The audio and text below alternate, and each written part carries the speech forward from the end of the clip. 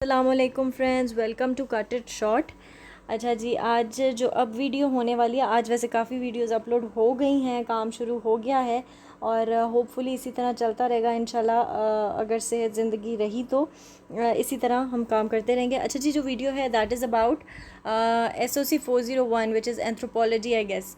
ठीक है, इसके GDP के बारे में है, जिसके मुतल्लिक जो है वो मुझसे रिक्वेस्ट की है असद गुज्जर साहब ने। और वो कह रहे हैं कि जी प्लीज़ इसका GDP बता दीजिए। तो इसका क्योंकि टाइम की कमी की वजह से प्रॉपर सॉल्यूशन तैयार नहीं हो सका, but I try to give you an idea about it, ताकि आपको क्लियर हो जाएगा कि आपको GDP करनी कैसे है, तो आपको कोई इसमें प्रॉब्लम नहीं रहेगी। अच्छा जी, सबसे पहली बात, आंसर का जो मैंने पहला पैराग्राफ लिया, या आप ही के नोट्स में से लिया है, आपके हैंडआउट्स में से लिया है, which is I guess lecture number 24 और 25। ठीक है, जिसमें वो कहते हैं कि अच्छा सॉरी, क्वेश्चन पढ़ना तो मैं भूल ही गई हूँ ना बिल्कुल ही। क्वेश्चन आपका ये है, डेट अच्छा मुझे नहीं पता लास्ट कब है, स्टार्ट कब हुई, टाइम क्या है, I don't know about it, I just have the question. कि वो कहते हैं globalisation can be seen as the increased flow of money, good information across the globe. जो ग्लोबलाइजेशन हो रही है, जो दुनिया एक इकट्ठी एक होती जा रही है, इससे बहुत ज़्यादा फ़ायदे हो रहे हैं कि मनी का फ़्लो अच्छा हो रहा है, गुड्स और इन्फॉर्मेशन अच्छी आ रही हैं। The intense use of social media by the youth in Pakistan can also be seen on the major effects of globalization। ज़ाहिर है, जब हम मुख्तलिफ़ प्लेटफॉर्म्स ऐसे यूज़ कर रहे हैं जहाँ दूसरे ममालिक के लोग भी मौजूद हैं, तो अवेयरनेस बढ़ती जा रही है और ग्लोबलाइजेशन भी बढ़ती जा रही है। ठीक हो गया जी, हम उनकी चीज़ों को बड़े तेज़ी से अडॉप्ट कर रहे हैं।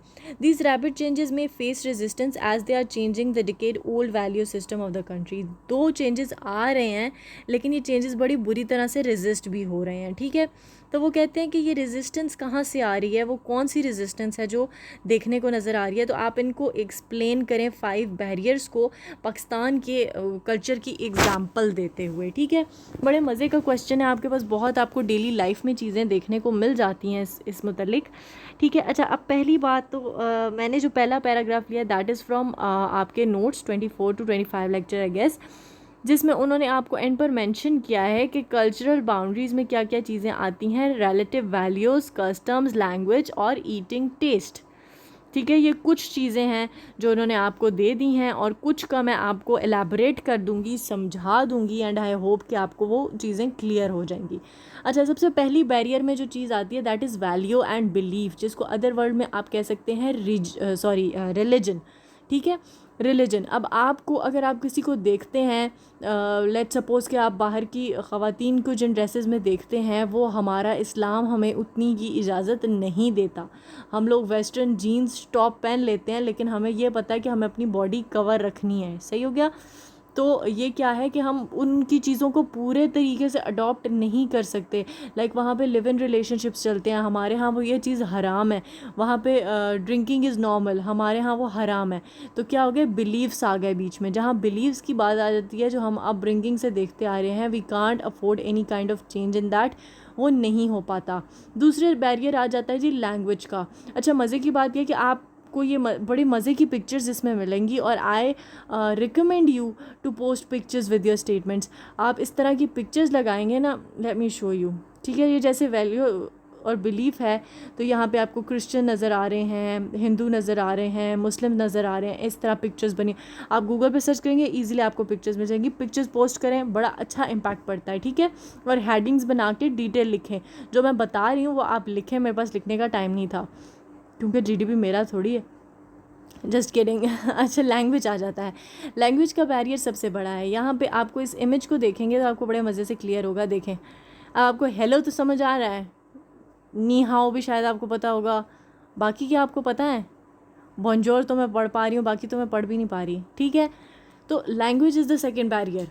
जो बचपन से आप लैंग्वेज सीख चुके हो, हमें वही लैंग्वेज आती है, हमें उर्दू ही आती है, हमें इंग्लिश आ जाती है, वो भी माड़ी मोटी आती है। ठीक है, बाकी लैंग्वेजेस का तो सवाल ही पैदा नहीं होता। तो कैसे हमें बहुत सारी उनकी चीज़ें, उनके आर्टिकल्स, उनकी न्यूज़, उनकी बातें समझ नहीं आती लैंग्वेज की वजह से। ठीक है, और जहाँ हम आपस में घुलने मिलने की कोशिश करते भी हैं उन लोगों के साथ, उन लोगों जैसा बनने के लिए, तो वहाँ भी लैंग्वेज का बैरियर आ जाता है कि मे बी आप उनकी आंखों में आंखें डाल के बात करें और उनको वो बुरा लग जाए, या मे बी आप इधर उधर देख के बात कर रहे हो और उन्हें बुरा लग जाए कि आप उनकी तरफ देख कर बात नहीं कर रहे। तो it's all about these things, ठीक है। तो इनको आप इस तरह लैंग्वेज को के पॉइंट को कवर कर सकते हैं। फिर आता है जी परसेप्शन का point. Perception is the most interesting point. उन्हें लगता है भाई हम ठीक है, हमें लगता है भाई हम ठीक है, सही है, हमें पता है, हम कहते हैं कि जी खुदा एक है, वो कहते हैं जी नहीं बहुत सारे खुदा हैं। हमारे अपने बिलीव्स हैं, हम कहते हैं जी भाई वही ठीक है, उनके अपने बिलीव्स हैं, वो कहते हैं वही ठीक है, क्योंकि उन्हें बचपन से वो बताए गए, हमें बचपन से वो बताए गए। बात यहाँ पे इस चीज़ की नहीं हो रही कि कौन सा ठीक है या कौन सा ठीक नहीं है, मैं ये नहीं कह रही, मैं सिर्फ ये कह रही हूँ कि हर इंसान के अकॉर्डिंग वो खुद सबसे सही होता है। सही हो गया। तो वही बात आती जाती है परसेप्शन की। अब यहाँ पर जो इमेज है ना, ये एक आपको 2 पॉइंट्स दिखा रही है। एक तो आप परसेप्शन इस तरह बात कर सकते हैं कि हर कल्चर को लगता है कि उसके जो कुछ वैल्यूज़, कुछ चीज़ें हैं ना, जो कस्टम्स हैं, वो कुछ ठीक हैं, ठीक है।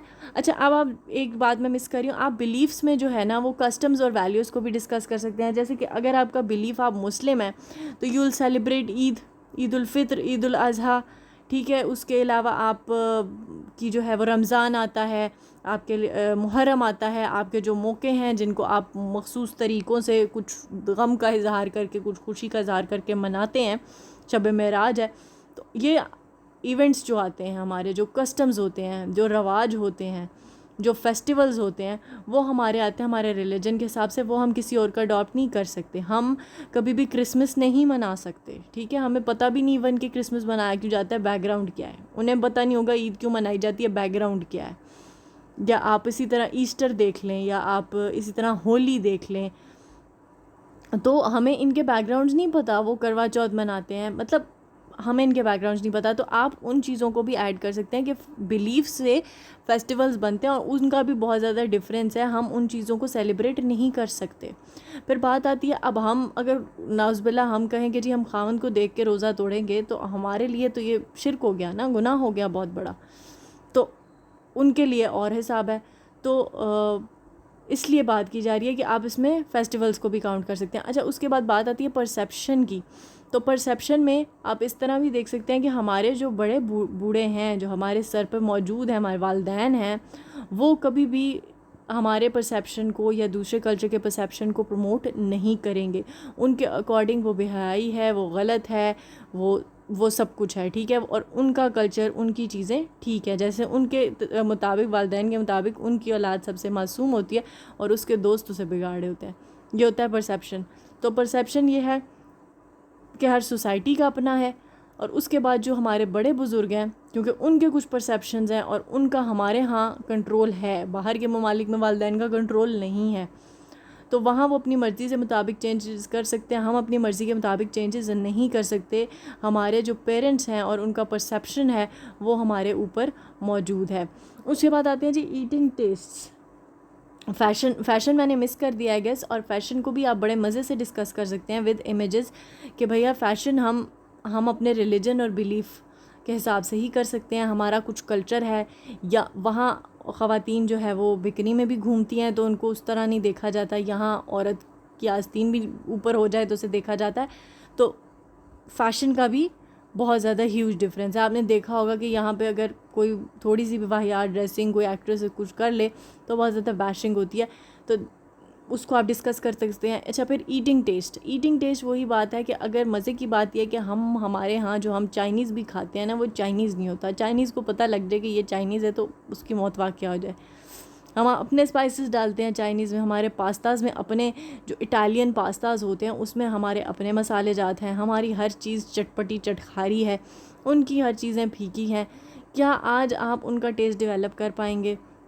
एक दफ़ा खा लेंगे, 2 दफ़ा खा लेंगे, इससे ज़्यादा आप उनका टेस्ट डेवलप नहीं कर सकेंगे।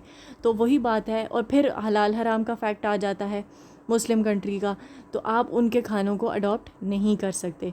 फिर आ जाती है जी रूल्स रेगुलेशन की बात। यहाँ पर अगेन आप उन चीज़ों को ही, यहाँ पर भी आपके रिलीजन से के केस में डिवीज़न आ जाएगी कि यहाँ पे जो रूल्स रेगुलेशंस हैं वो वहाँ पर ऑप्ट नहीं होते।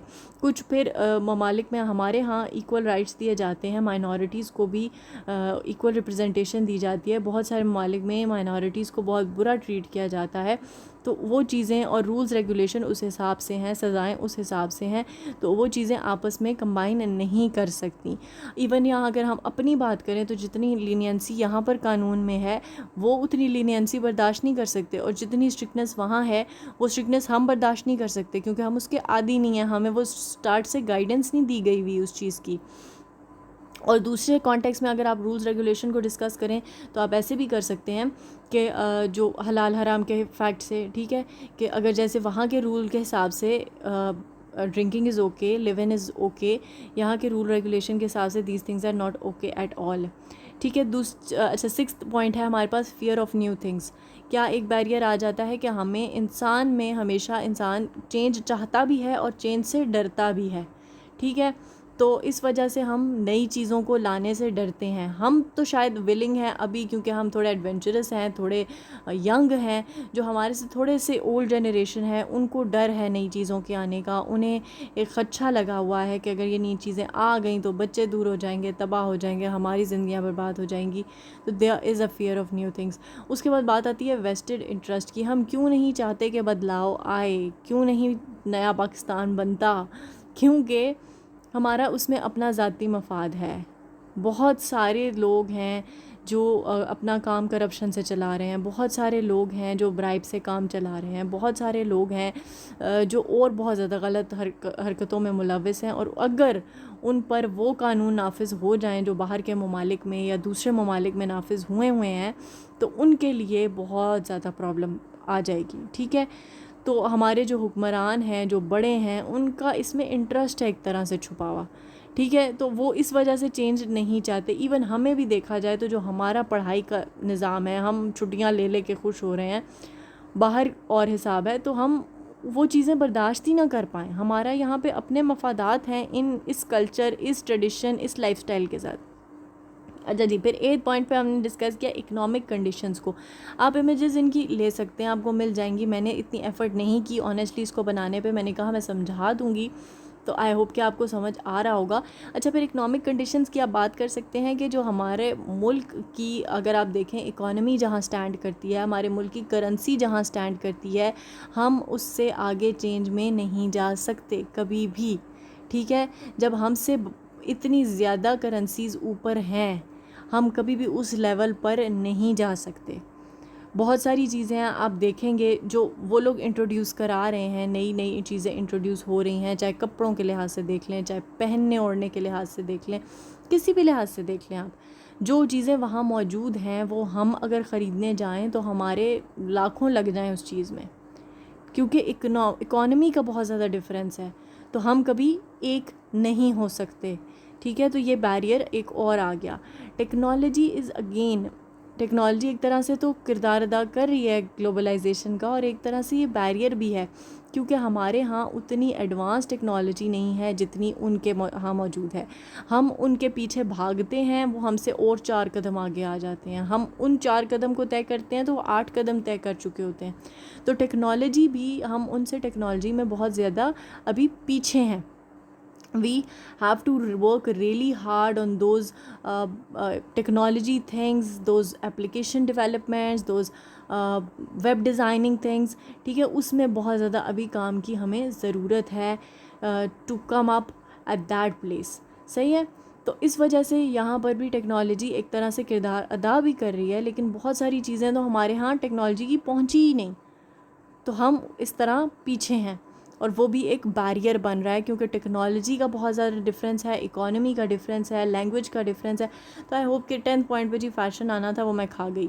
तो आई होप कि आपको समझ आ गया होगा। बहुत सारे पॉइंट्स आप मज़े मज़े के बना लेंगे, बहुत ज़्यादा आप इस पर डिटेल लिख सकेंगे, इमेजेस लगाएं, बड़ा मज़े का फैक्टर आता है, पढ़ने वाले को भी मज़ा आता है, बल्कि उसको पढ़ने का दिल ही नहीं करता, उसे इमेज से बात समझ आ जाती है। तो इमेजेस लगाया करें, कुछ नहीं जाता, आपने गूगल से डाउनलोड करनी है, दैट्स इट। और यहाँ पे ईटिंग टेस्ट और लैंग्वेज और वैल्यूज़ कस्टम तो आपके नोट्स में मेंशन है ना, ठीक है। तो इनको तो आप डिस्कस लाजमी कर लें। आई होप कि यहाँ तक आपको समझ आ गया होगा, और आई होप कि हाँ जी आपको समझ आ गया होगा। तो चलें जी, इंशाल्लाह मिलेंगे कल अब नेक्स्ट वीडियो के साथ। टिल देन टेक केयर, अल्लाह हाफ़िज़।